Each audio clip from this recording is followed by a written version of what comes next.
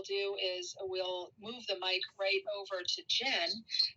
Is it working now? There he is. Yes, it's working now. Yay. Up to Coach Corn, who's been patiently waiting. Coach Corn, good morning. Oh my gosh, my wife has always said everything I look at and say is about the glass being half full, not half empty. So, Jen, I sure hope she did not hear you say Pollyanna sunshine. Because if I start getting called a Pollyanna, I'm going to have problems. Hopefully, I don't have a bad connection here. My phone says I do. You guys hear me okay? You did, but you're coming out of it fine.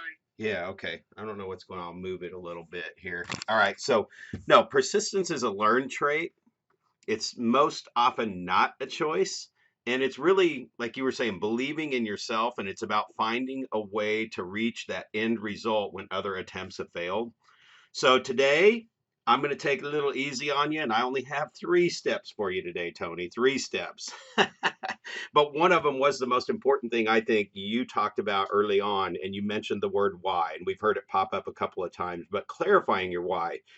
And this really requires an investment of your heart to really dig in there and figure out what's going to make you jump out of bed every day and keep doing what you're doing. And a lot of times people stop at the surface of their why.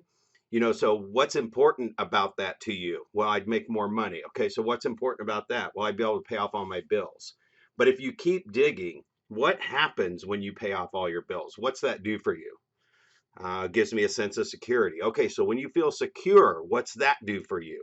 And you keep digging until you get to the core thing. So I'll talk about another question here just to leave you with that for the day. But number 2, map out the possibilities. Find others that have been there before you.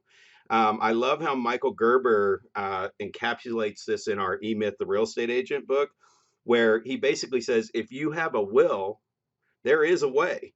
And in my book, you could find me if you want to sell 100 properties a year, every single year without fail. I'll show you the way, right? So you got to find those people that have been there before you and had success. And then the last thing is 3, take action. And there is no magic formula. One size does not fit all. I mean, we have to figure this out, right? Michelle, you were just talking about making a promise to yourself. The why is very personal and it's powerful and it can't be taken lightly. So, I always say this, the world is going to continue to try to knock us off track. And I say try, and sometimes it's actually us that's knocking ourselves off track. And Gerber said in the book, we make things more difficult than they are. Everybody makes everything more complicated. Everybody makes everything more sophisticated.